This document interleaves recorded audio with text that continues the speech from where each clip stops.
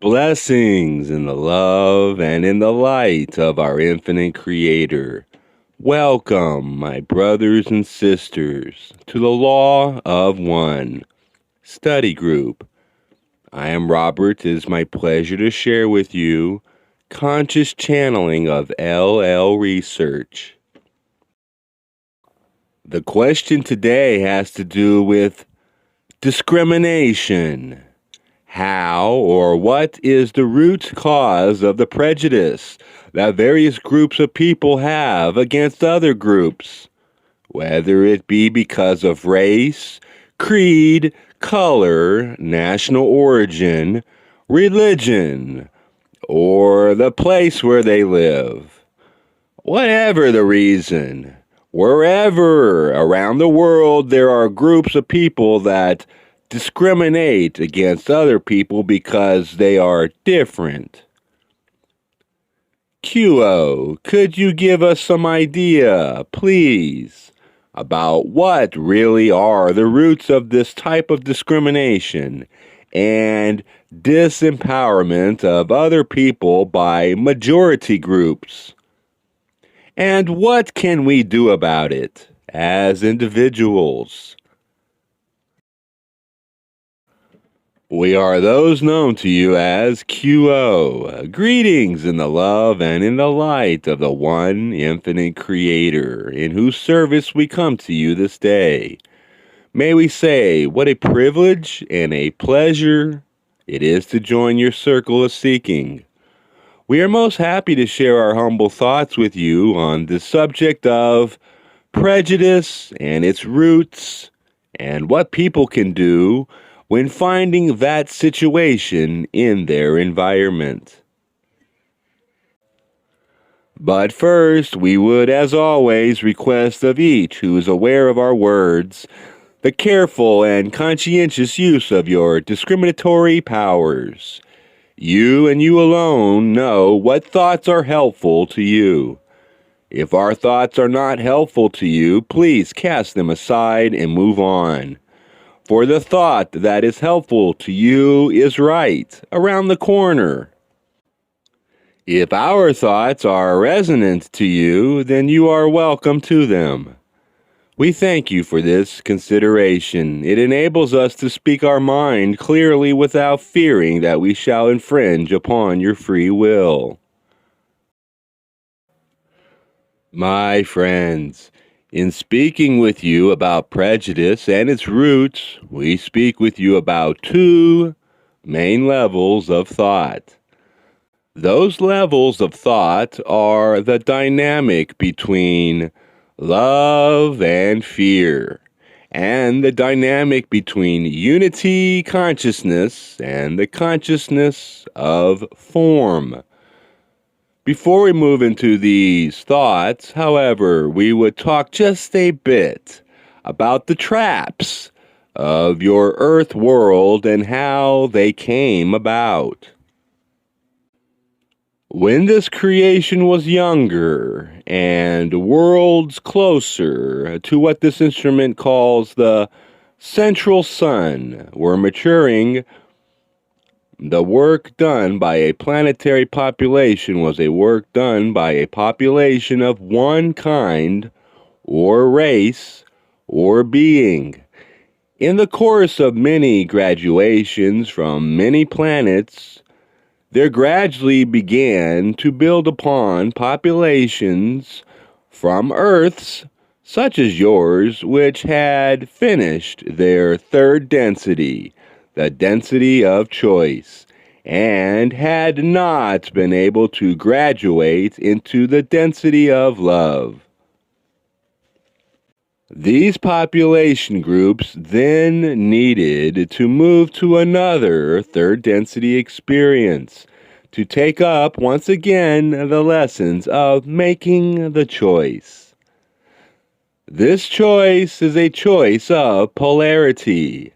It is a choice between choosing to love, include, and accept with compassion for all things and beings as part of one Creator, and the choice of seeing all entities as those who may be able to serve you.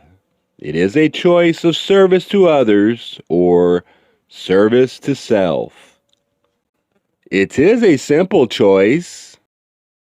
It is not an intellectually staggering thing to determine when you are being kind, inclusive, and compassionate, and when you are being unkind, uninclusive, and non-compassionate.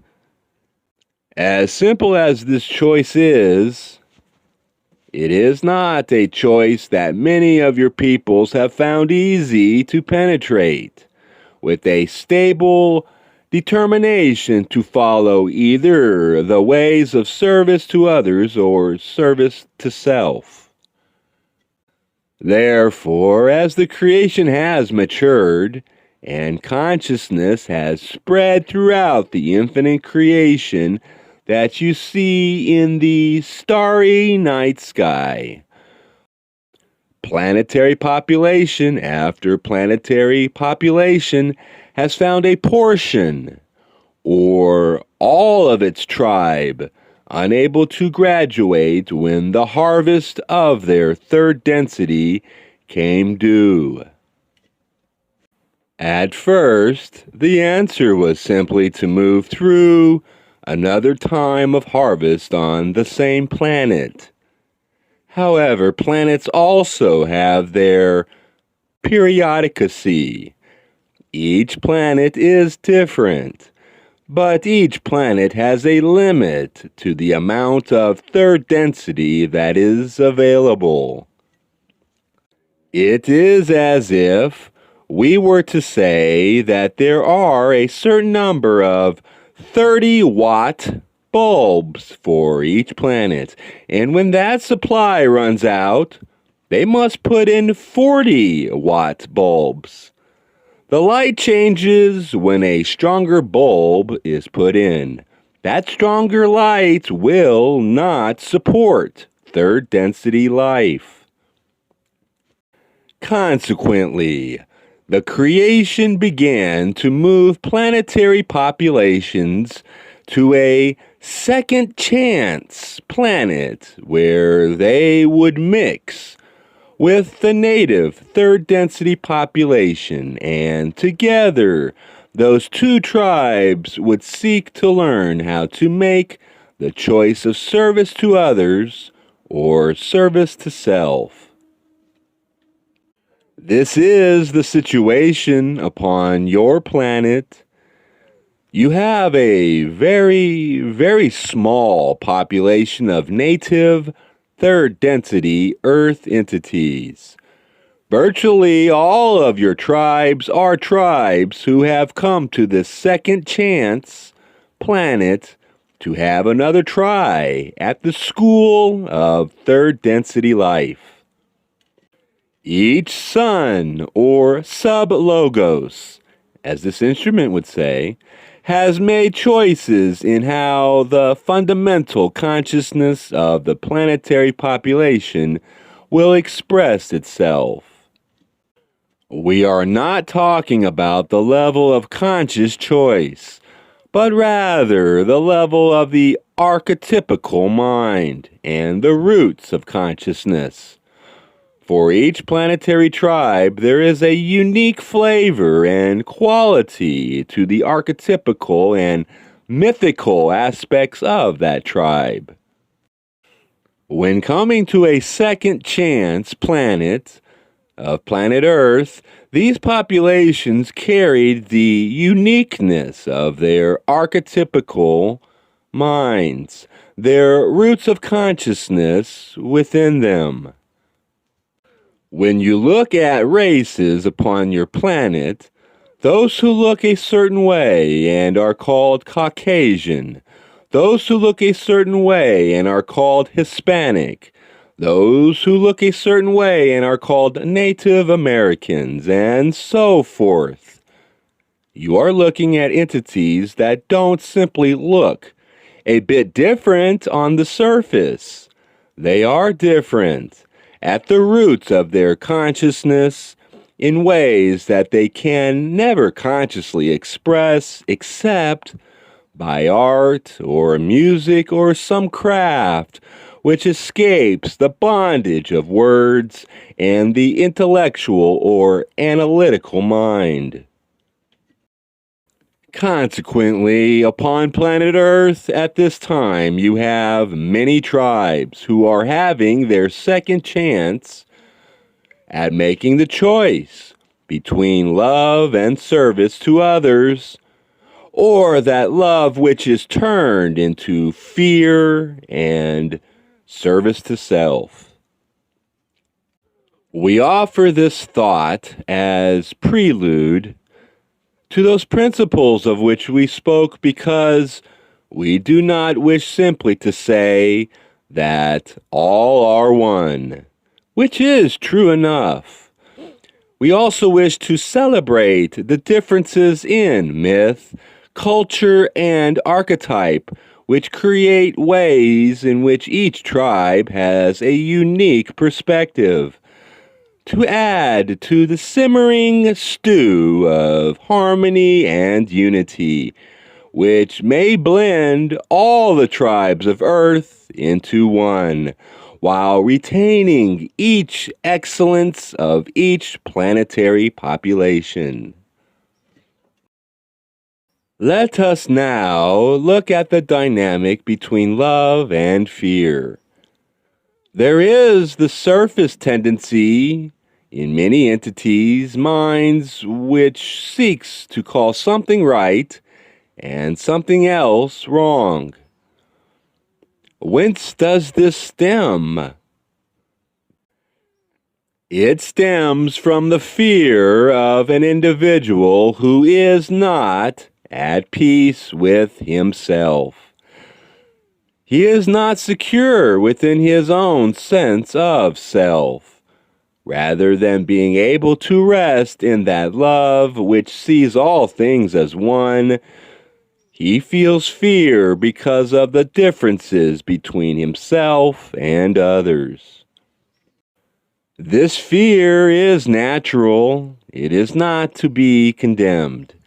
It is to be seen as the first step of many. When you are an infant, your world is bound in fear. You are thrust forth from the unity and the peacefulness of the womb into the cold air which you have not yet learned to breathe. You are more than terrified. You are sure that you are going to die. Your first experience is likely to be terror. This is a difficult start to an incarnation, but it is part of the very nature of incarnation itself. It is built into the structure of the human experience. Naturally, in most cases, the parents reassure and protect, cuddle and rock the infant, and the baby becomes peaceful. But terror awaits at every door in every hour, for the baby is unable to care for itself. When it is hungry, it must depend upon the kindness of others. When it is wet, it must depend upon others giving it a new diaper and a bath. When it is in pain with colic or cutting teeth, it does not know why it is in pain. It knows only that it cannot get away from the suffering that it feels. Gradually, oh so gradually, the human leaves infanthood and enters childhood, and the fear resides somewhat. A child has learned to speak. It can ask why. It can defend itself with words to some extent, but the patterns of fear are deep. They are not evil. They are natural. Throughout the lifetime of an entity in third density, fear is around the corner, outside the door, under the bed, in the closet, the boogeyman. Yet the true location of this fear is in the experience of being born and of being helpless. What child has ever had all of its needs met? What growing teenager has ever been able to plumb the depths of its own passage? My friends, you arrive at adulthood battered by the experience you have undergone.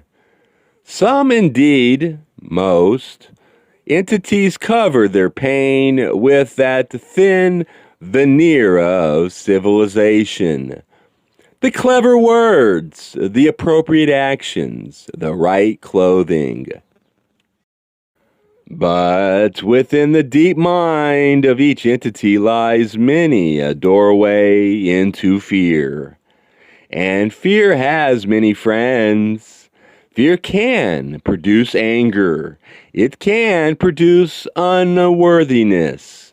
It can produce guilt. It can produce many difficult and dark emotions and feelings. When we greet you in the love and in the light of the one Creator, we are greeting the heart of you, and the heart of you is love.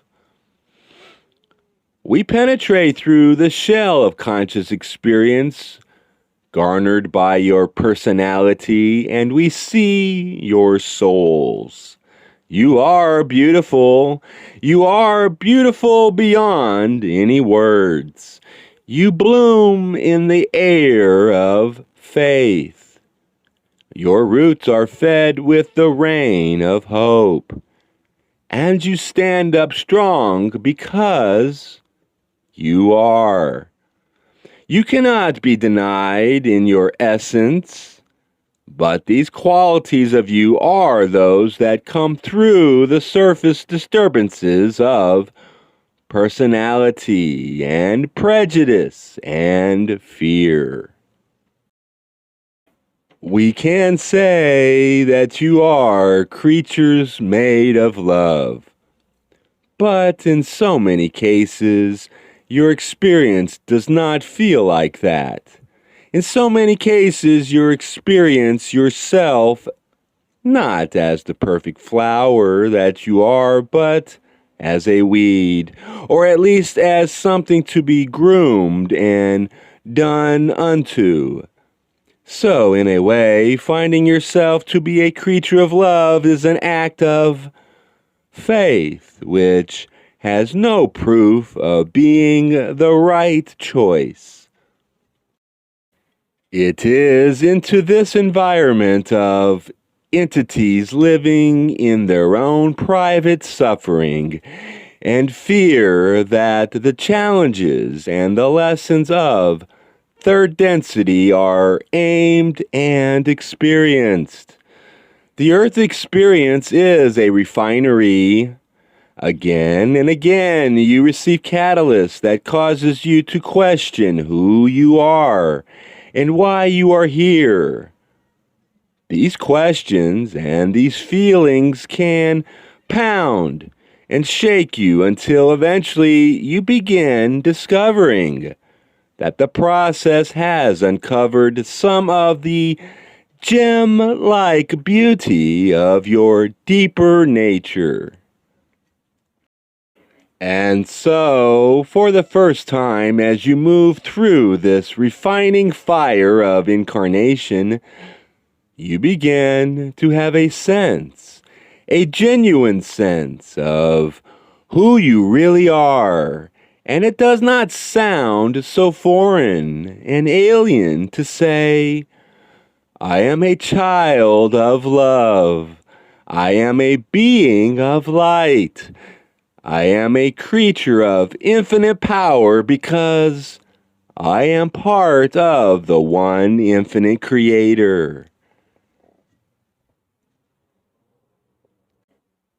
What a journey it is from the beginning of life to that moment when you first awaken to the unitary nature of consciousness. What a joy it is when you first feel at one with another person.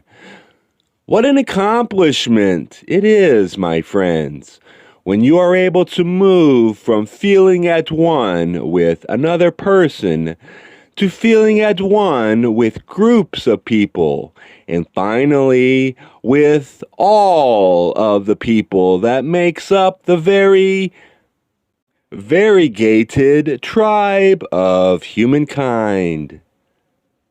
At every turn, there will be that call to fear. What is happening? And why is that, my friends?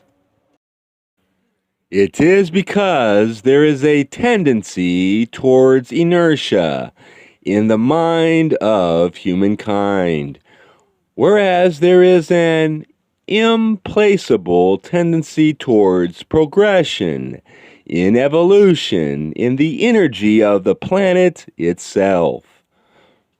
People tend to fight change, and yet change is the essence of the incarnational experience. The body changes continuously, shedding its cells so that in 7 years there is not one cell in the human body that was there 7 years ago. The outer look of the human body changes, if not continuously, then rapidly, from infanthood to toddlerhood to childhood to teenagehood to young adulthood to middle age, and then to those varieties of old age that entities wish not to label so as not to acknowledge. In the end, each entity is transformed from the womb through the bloom to the grave. Change is inevitable, and yet change seems to be feared. And if one is identifying oneself with one's body, then there is every reason to have fear, for the death of the body is inevitable. Thusly, it is easy to make fear-based choices when confronted with change.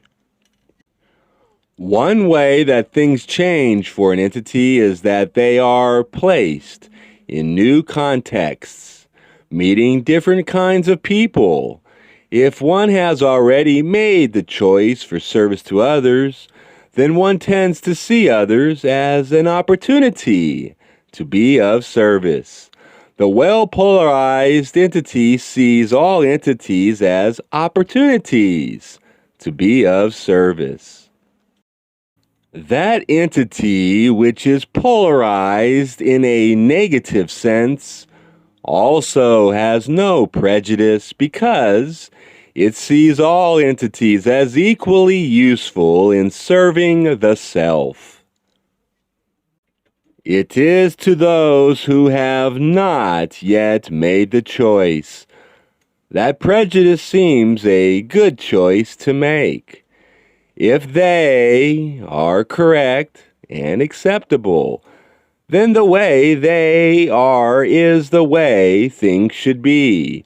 When entities come into their environment and express differences, then the fear-filled entity is simply going to feel that those other selves need to conform to the way they think.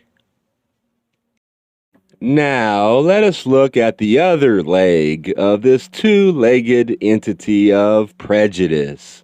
That is, the dynamic between form and formlessness, or unity and diversity.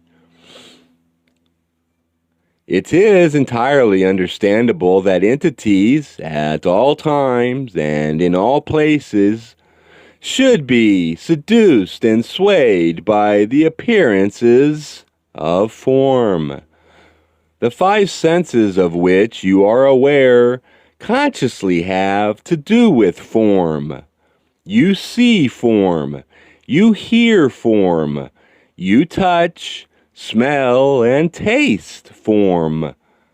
There's nothing on the surface of things that would tell you that there is anything other than form in your universe. It is very helpful to call upon the knowledge that each has of the scientific nature of form. Each form which you may consider is almost entirely made of space.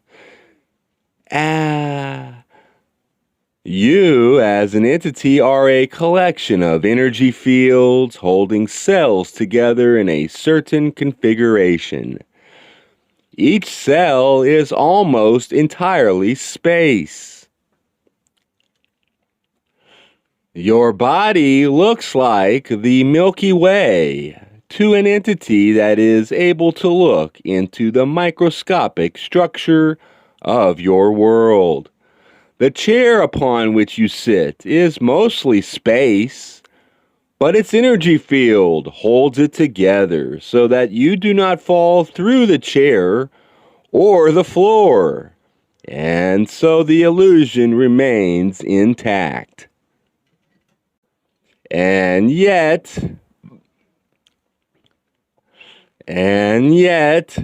who you are has nothing to do with your form. What you think as a soul has nothing to do with forms. Again, this is not obvious on the surface of things. It is no wonder that you began your incarnation completely beguiled by form. Am I pretty? Am I rich? Am I smart? Am I strong? Am I good? Am I powerful? These questions are asked and answered on the level of the illusion, and no wisdom comes from the questioning and the responses as long as the questions remain on the level of form. In form, there is always relativity. If you are smart, someone is smarter. If you are rich, someone is richer, and so forth. In order to penetrate to the level of the school of third density life, where the lessons are truly learned, you must penetrate through form into consciousness. Consciousness has its home in all of the spaces that we have mentioned. Consciousness interpenetrates every cell of your body and every cell of everyone else's body. It penetrates the earth itself and the heavens, and it is all one thing. You, as a spark of the infinite creator, are a focusing spark, an observation point. You are a witness to the love and the light of the infinite creator. You are here to bear witness, to experience, to collect those experiences as you would a bouquet of flowers, and then to offer that bouquet to the infinite creator. When we see you, we do not see form. We see a different level of illusion, which we would call vibration. We see your vibration display as if it were the petals of a flower of infinite beauty, unfurled for us to see. Every quirk, every imbalance that colors you in this or that way, we see not as mistakes or errors in thinking, but as your own individual beauty. To us, you cannot make a mistake. To the Creator, you cannot make a mistake. For just as you are, exactly as you are experiencing, you are gathering up information to offer to the Creator. In terms of using the environment of planet Earth of third density in general, however, it is well for you to gather these various descriptions of self and to form an intention to penetrate the more shallow levels of perception so that you may begin to stand upon the good earth of who you are as a spirit. In terms of what you can do in the outer world to alleviate the forces of prejudice, the impact of information is great. This instrument was saying before this communication began, in the discussion around the circle of seeking, that she would like to learn Spanish and has planned on taking a course in Spanish because of the fact that there are more and more Spanish-speaking people with whom she comes in contact. I personally, Robert, made a couple videos in Spanish trying to reach out. To reach one is to reach all. Anyways, when something is different, the way out of prejudice is to collect information and begin to understand the differences.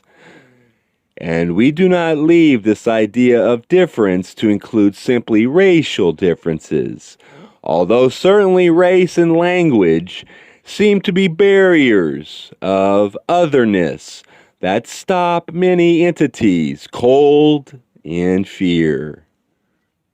We would suggest that there are many, many ways of experiencing fear when faced with differences. The dynamic between men and women, for instance, is often the occasion of fear, and the acting out of that fear in cruelty of various kinds.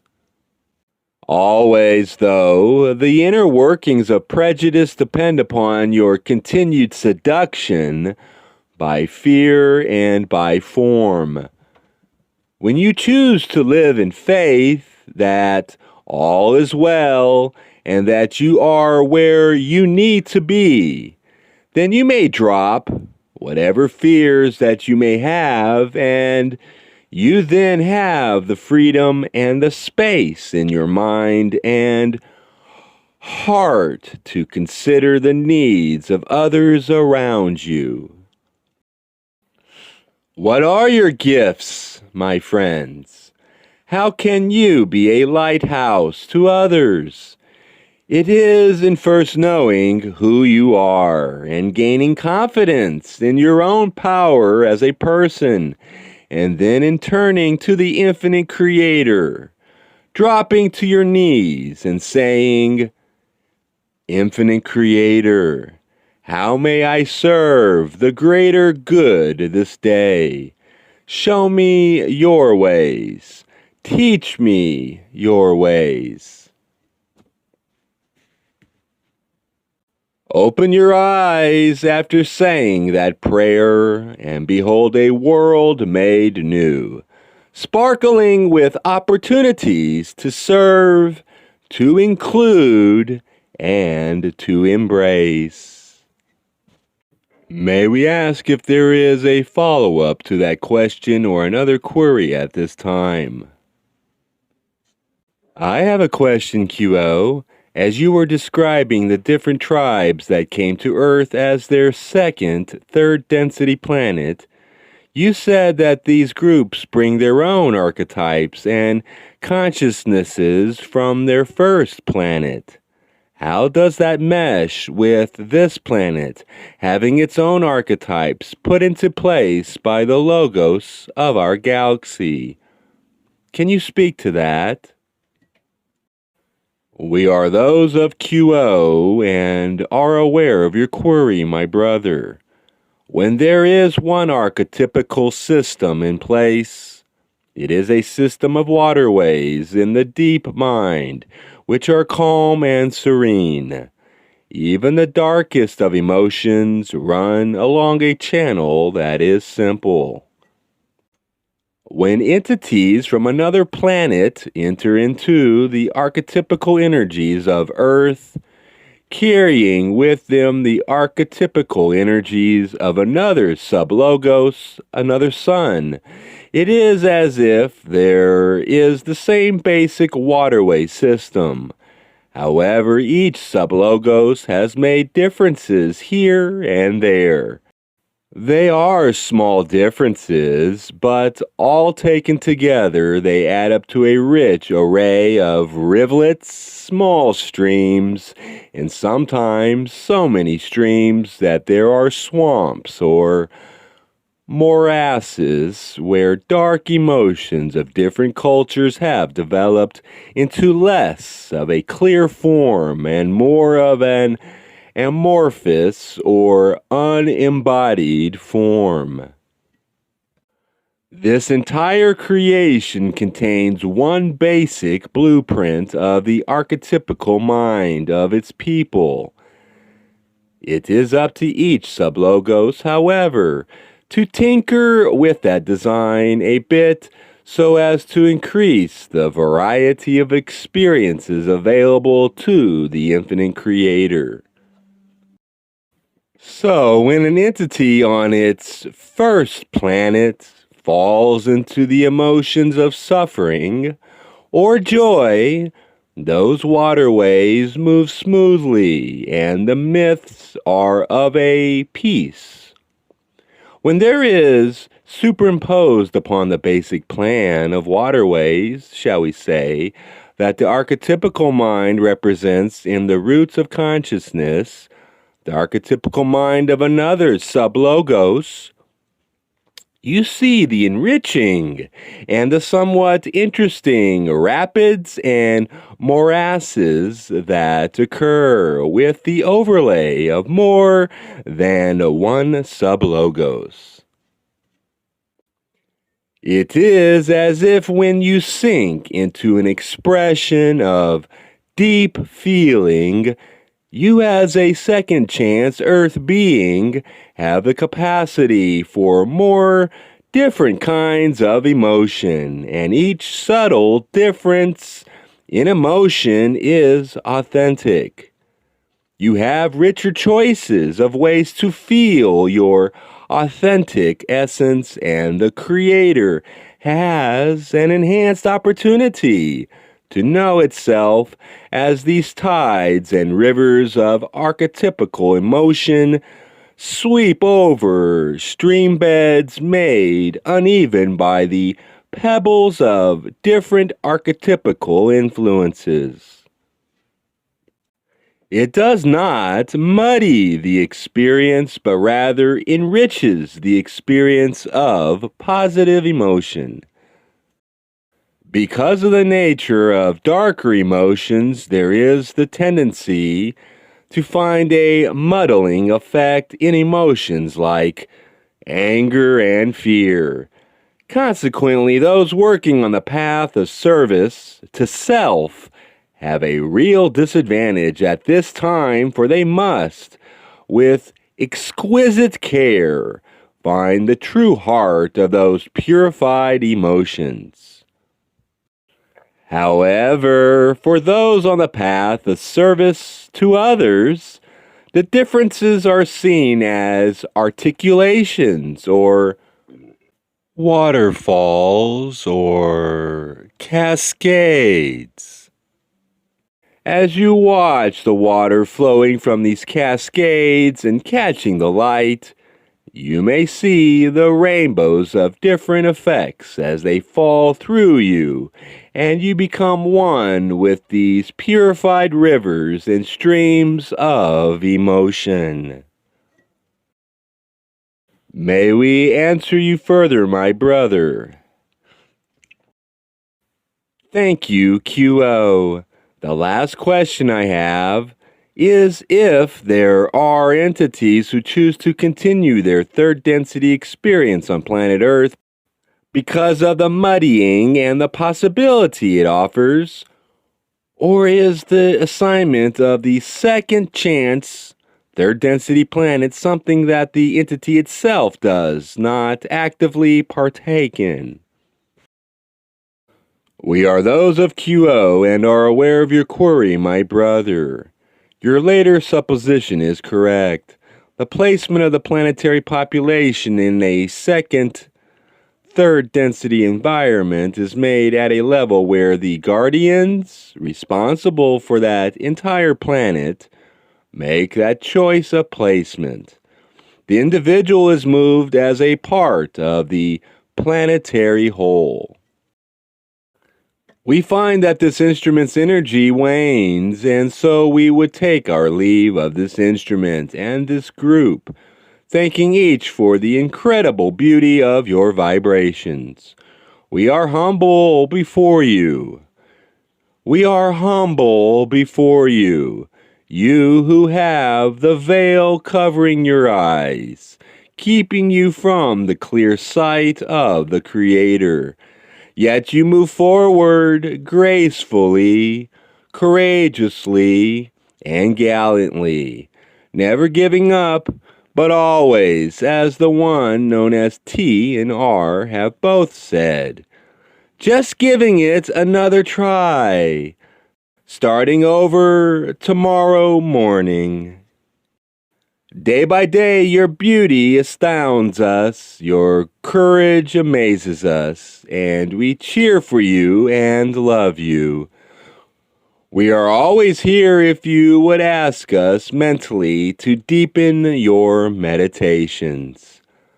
Again, we thank you for calling us to your circle. We are known to you as those of the principle of QO.